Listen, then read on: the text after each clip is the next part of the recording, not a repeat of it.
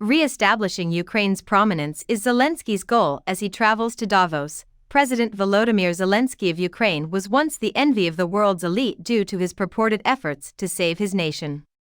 He is currently making an effort to not be a faceless spectator during their celebration. As the yearly World Economic Forum approaches in these Swiss Alps, most people's attention is focused on the Israel-Hamas conflict and the U.S. presidential campaign. The war between Russia and Ukraine, which was once the center of attention worldwide, is now fading from the news, and the future of Western military and financial assistance to Kyiv is becoming more cloudy as the conflict enters its third year, and what may be his last chance to do so. Zelenskyy will use the forum to argue that the free world should continue to support Ukraine in its battle for democracy.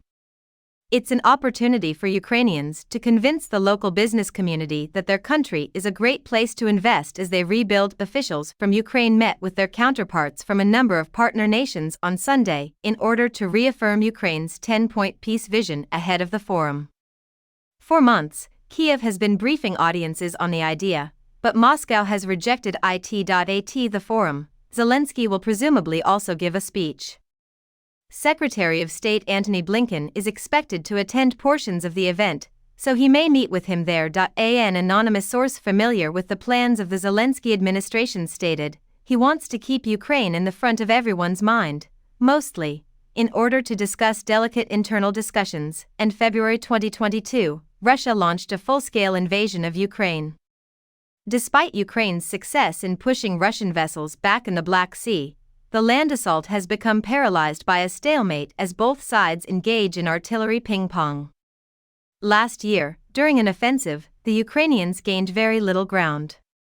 Moscow was also not very successful. The American and European allies of Kyiv are facing mounting pressure to provide sufficient weaponry for the Ukrainian fighters. Legislators in the U.S., who are Kyiv's primary backer, are arguing over the newest aid package for the Ukrainian government. The Israel-Hamas conflict has further divided American focus and, to a lesser degree, its resources. Instability in the Middle East as a result of this war has the potential to disrupt international trade and energy supplies. Despite the fact that his safety is his first priority, Zelenskyy has left Ukraine multiple times to advocate for his homeland while international interest in his home country declines. Council on Foreign Relations researcher Matthias Mathies speculated that missing Davos could have appeared uncharacteristic. He's already programmed it so that his absence is taken for a sign that he's given up, isn't he? Mathies thought, he said, in recent times, there has been an upsurge in discussions regarding the viability of a negotiated ceasefire between Moscow and Kyiv within certain official and think tank circles. Russian participation in substantive negotiations is essential to achieving peace, according to Swiss Foreign Minister Ignazio Cassis, who addressed reporters in Davos on Sunday.